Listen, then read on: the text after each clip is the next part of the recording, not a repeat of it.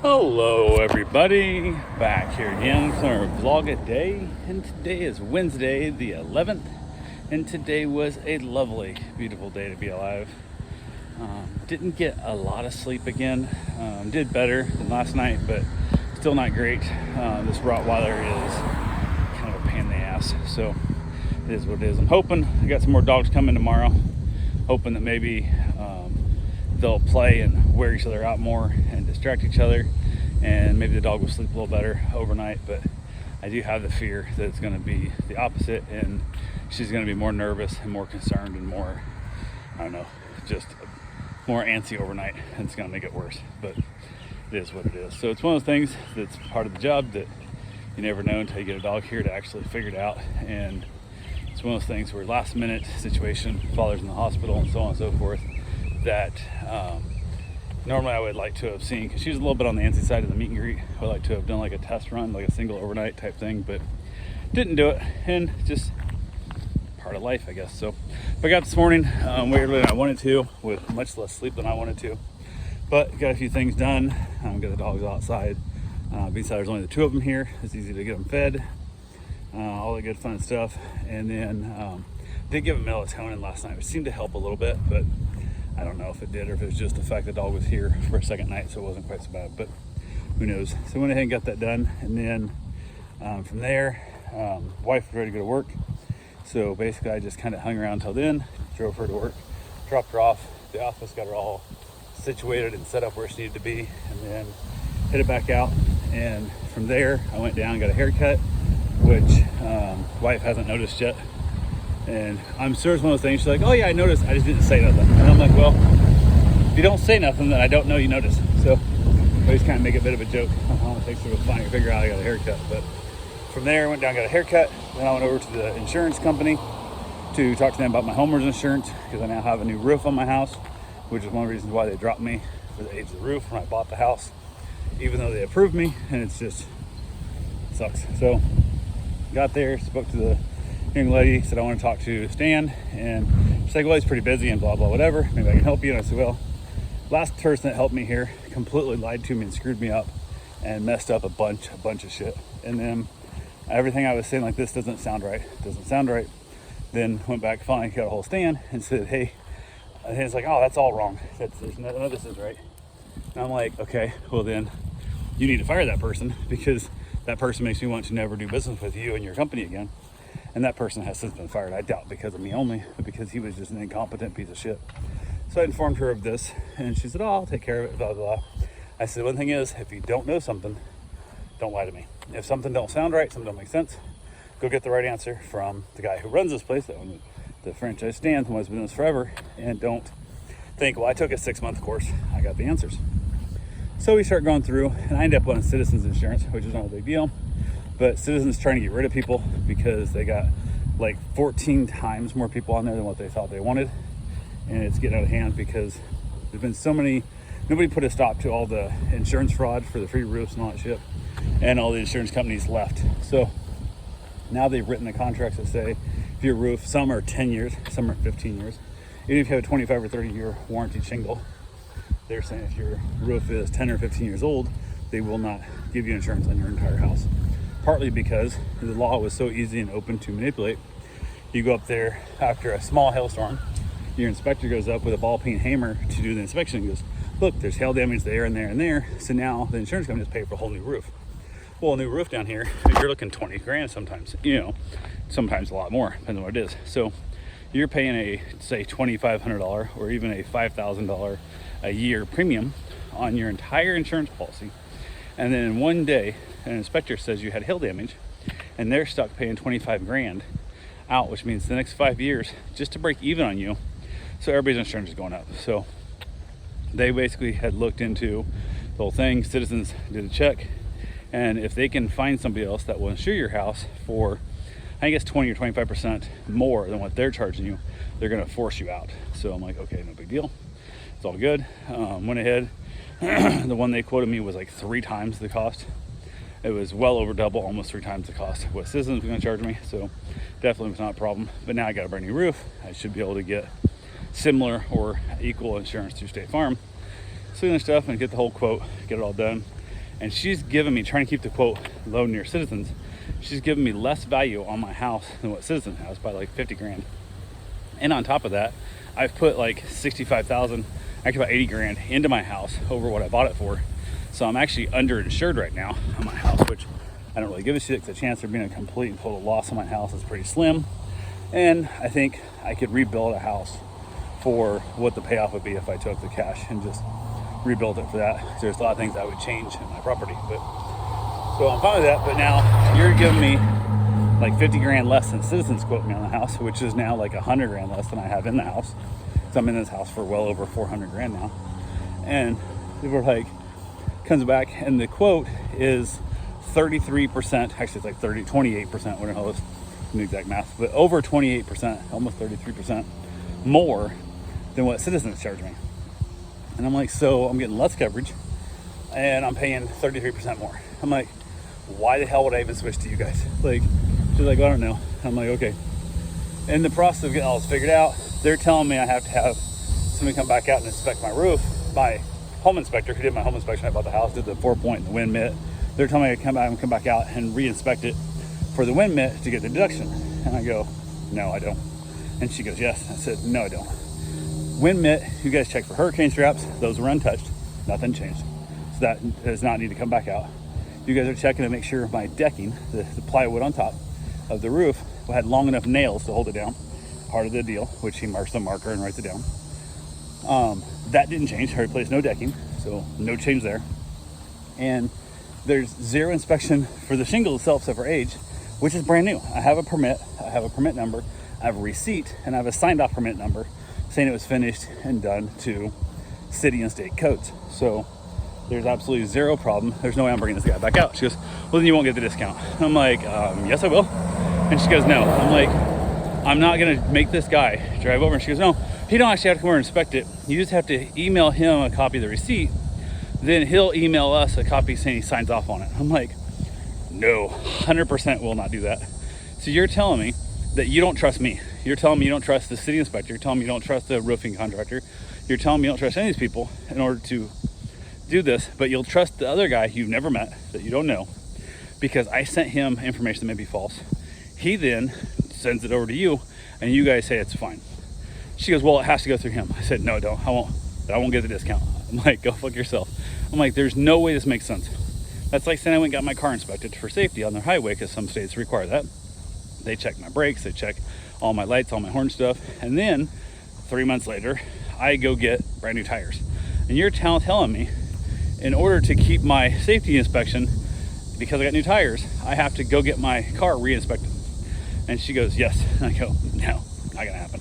Especially when all I have to do is send the inspector a receipt saying I bought tires, and he'll email it to you and say that I did buy tires when I'm telling you I bought tires. And she goes, oh, and I said, go talk to Stan. And so I'm already like, you're nice, you're kind, whatever, but you're dumb, and this makes no sense. And I will not participate in dumb.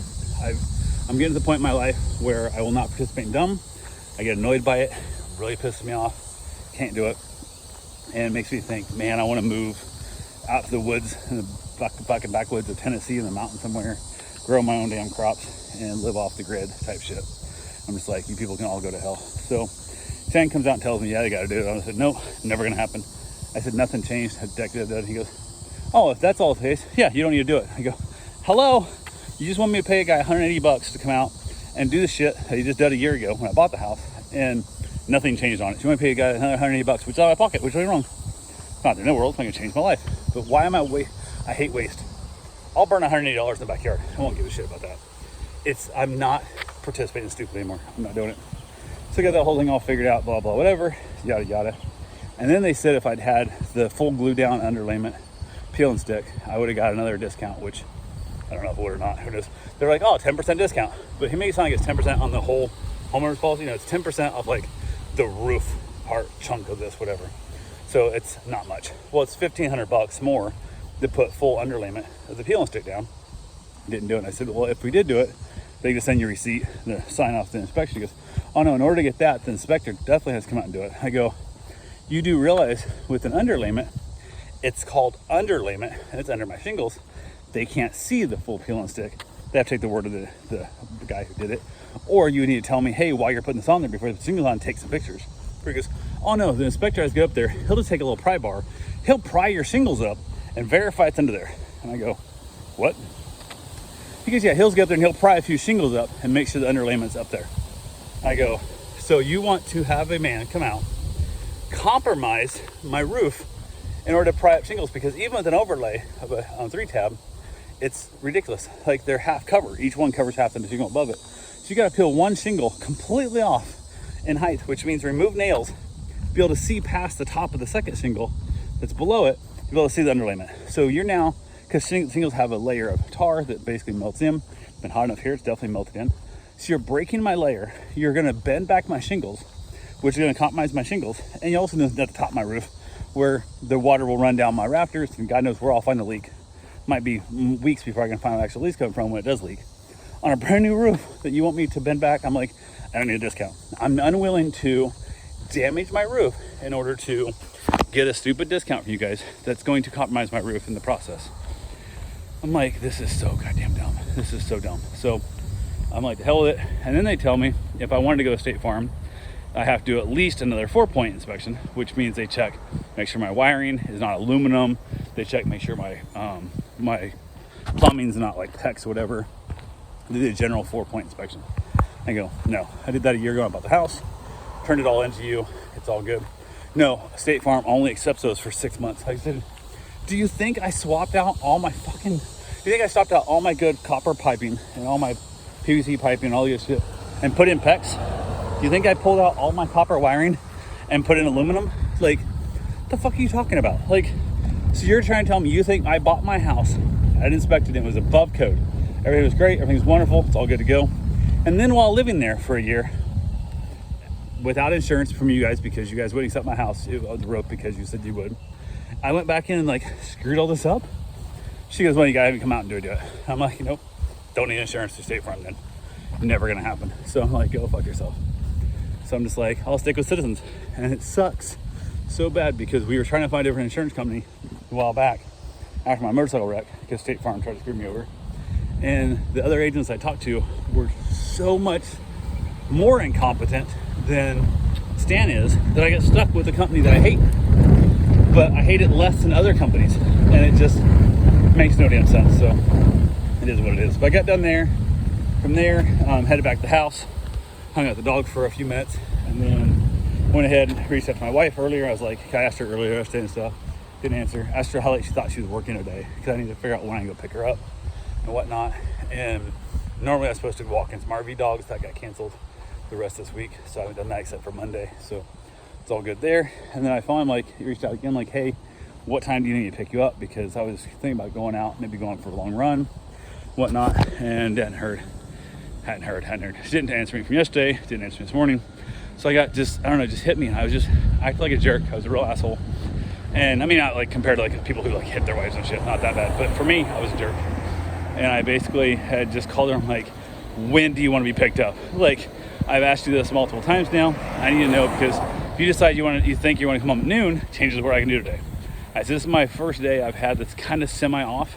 We got one Rottweiler at the house that during the day, she is a princess. She's amazing. She's awesome. She's great. Easier for mom to deal with. No big deal. I want to go somewhere.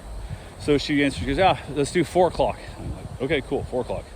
So I basically grab some stuff. I jump in the truck and I head out to go run Door Sleeper, which is a great hiking mountain bike, horse trails. Great little spot. So I go out there, probably my favorite spot to run. And as I'm heading out there, I'm just chilling out, having a good time. Get out there, basically eat myself banana. I actually finished my cigar on the trail because I wasn't running the whole time. I'm doing a run walk program. So I take off, I finish my cigar while walking through the woods. It's awesome. Having a great time, everything's wonderful. Pick the route I'm gonna take, about how long I think it should take me, about where I think I'm gonna run, which always gives myself a little bit of gap time, because depending on the trail, sometimes you twist an ankle and stuff and then you're not running as fast. So I don't want to be pushing myself, getting back to get my wife at 4. It's good. Gets the whole trail, had a great time, wonderful trip out there. Get done, finish it up as I'm heading back towards the truck. See a gentleman who's out playing some Frisbee golf, chat with him about how Frisbee golf kind of works and how long it takes to play and so on and so forth. And he kind of hinted towards, hey, if you want to, throw a few holes with me, looks like hikes over, your runs over, when I call it. You can. And I'm looking at my watch, and I'm like, gotta get back. I want to have time to run home and basically pick my wife up, so it'll be no big deal. I'm like, 4 o'clock, it's that weird, like, okay, never mind. I'm like, it's gonna be pushing it. And I brought the truck because I thought I was gonna stop and do something else on the way too, which I didn't. So one of those things, if I'd had the car, I could have just, as long as I got to her place by 4 at work, I would have been fine, but she can't ride in the truck. She can't get in. So I was like, yeah, I'm gonna go. I gotta go home, get a shower, get in the truck. And before I leave the park, I send a little thing saying my run's over, blah, blah. Like 2 minutes later, I get a text from her, which the chance of it being timed that way is pretty rare, but who knows. Get a text from her asking if I can pick her up at 5:15 instead of 4. And I said, yep, absolutely. But if I'd known that, even as little as half an hour ago, I would have ran a different, actually 2 hours ago, I definitely would have ran a different route, but half an hour ago, I would have ran a different route. Even as little as 9, maybe 10 minutes ago, I would have told the guy, yeah, let's go throw a couple rounds. Like, I'm going to throw a couple holes. I'm definitely not going to play the whole round. I don't have time for that, but I have time to play and see how the discs fly and see if I enjoy it and if I hate it. So I was like, man, she goes, well, you go back. And I'm like, no, I can't. Now I'm going to be like wandering through the Frisbee golf course. Like, hey, no, my wife said I could stay for a little longer. It's like, no. So I decided to hell it. So I head back and I was driving along. Kind of like, well, now I got an extra hour and 15 minutes more than I thought I needed. So I'm taking a couple of back roads, different directions in, just kind of looking at different spots and whatnot. And one of the houses that I was in love with since the day I moved down here, actually before I moved down here, I saw it like just early on before I even moved down here. I was like, man, someday to have that house like that'd be amazing.